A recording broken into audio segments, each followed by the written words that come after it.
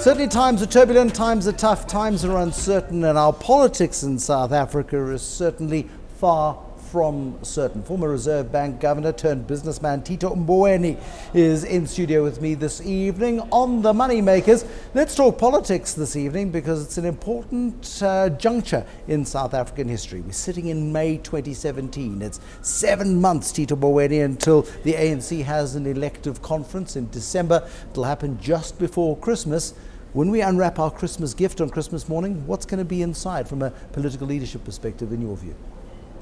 Well, thank you very much for inviting me here and ambushing me with that question. I don't mind. I think that, as you know, a day and a week is long enough in politics. Mm-hmm. So anybody who can predict what's going to happen in December has probably more gifts than all of us have. So I think that the ANC is going through its own processes, and you know, they haven't opened the leadership race yet, even though it seems that some people are campaigning, which is against the decisions of the National Executive Committee. But you know, the world will still be around in January 2018. You are a scholar of ANC history. I remember having a long late night conversation with you many years ago when you were governor of the Reserve Bank, and you were berating people around the table for second guessing the ANC. And you said the ANC has got long and proud traditions. The ANC operates according to those traditions. Do those traditions still hold, those long and proud traditions? Yes, they do. But from time to time, there are stresses and strains. But the traditions hold. Indeed, this is an old political organization, tends to move slowly at times, but eventually picks up speed.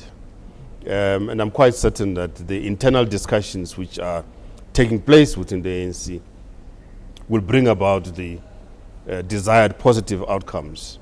And I think we should be talking probably more about what we need to continue to unite South Africans, black and white.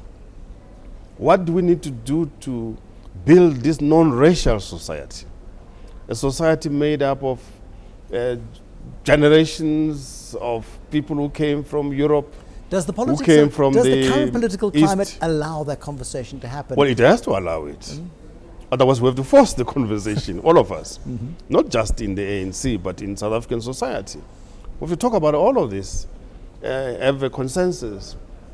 But it means that black and white have to agree that their children must go to the same schools, that we must use the same health facilities, same transport systems, you know, and so on. So we have to play soccer and rugby and cricket together. And stop this nonsense that for some reason white South African boys don't want to play soccer. I don't understand that. Because pre-1994 they used to play soccer. They used to play soccer. Yeah, I mean, ask Gary Bailey, for example, and many others. Absolutely. But back to the key issue of a hurdle we have to cross, perhaps, before that conversation can be held in a transparent fashion. And it goes down to who the next leader of the majority party in South Africa is going to be. And it goes down to who is going to dictate who that leader will be. We talk about the traditions of the ANC being intact. We talk about those traditions of the ANC still having massive influences to how the process will work. Are we in a period of flux in terms of those traditions right now? I don't think so. As I said, there are stresses and strains from time to time, but I think that we should be focusing on those issues which unite people. But we're a divided society. We've got a political party that is divided amongst itself. Certainly in my short memory of the ANC, the most divided it has been since Polokwane. I mean, you go into ANC history, when last was there a schism of this nature? As far back as 1949, the formation of the PAC in the 1959, thereabout, the expulsion of the Gang of Eight from the ANC in 1975. I could go on and on. These things have happened from time to time. But I think my role at least, and I hope your role too, is to emphasize less on the disunity and more on the unity. What are those unifying factors that will give the ANC a program of action which will unite people and not divide people? So by the time you come to have to choose a leadership, that leadership must be based on a program of action that they must lead, not some individual falling from the sky. There has to be a leadership, not a leader, by the way, a leadership that must lead a program of action to unite this country, to develop this country, to grow the economy, and to fight against poverty and inequality. Okay, so let me put it to you this way then. Does that leadership exist in its current form within the ANC, or does that leadership have to come from outside of the ANC? Perhaps in a future coalition government, an unlikely coalition perhaps is the one that runs the city of Johannesburg right now. You know, if there's one organization which is not short of leadership, that's the ANC. Maybe that's part of the problem. Maybe. There's too many people who are of good leadership material. And I think that... so why is the ANC in such a mess? If there are so many great leaders, why does it seem to be imploding? No, the ANC is not imploding. There are differences and stresses and strains, as I said. There's no implosion of the ANC. I spent a bit of time earlier in the year in Kagiso, in Krugersdorp area, campaigning for the ANC. And I was encouraged to see so many township folk coming out in conversations with us. I walked for a number of kilometers around, meeting with the people, and you could see the love that people have for the ANC. And I think it's up to the current leadership of the ANC to ensure that they continue uniting the organization. I don't like individuals who seek to divide the ANC. I would rather hang around with those who want to unite the ANC. Differences aside. And there is a program of action that must unite the ANC. As I say, grow the economy, make the economy more inclusive, fight against poverty, fight against illiteracy, build a strong health system, develop agriculture, and so on. There's a lot to do that people should focus their attention and energies on. And I think if they do that, we are onto a good wicket. So you say that there are people seeking to divide the ANC, there are people seeking to unite the ANC, and you'd rather hang around with the people who unite the ANC. Who are you hanging around with right now? I hang around with the good ANC people. Who are they? All of them. But the ANC, the good ones. You can't pretend that the ANC doesn't have very, very intrinsic structural problems right now. There's a lot of mistrust. It's nothing new. That's what I'm trying to tell you. As far back as 1949. How does it resolve itself? At some stage, there was an attempt of a breakaway from the ANC by A.W. Champion. He tried to lead something called ANC Yasen Natal. Didn't work. And then there was Clemens Kadali, who was leader of the Industrial and Commercial Workers Union. He tried to form his own breakaway movement. It didn't work. As I say, Tennyson Makiwane and his brother and others tried to divide the ANC along narrow nationalistic tendencies. They were expelled from the ANC in 1975. Nothing new. People regrouped, reorganized, developed a program of action, and pursued that program of action.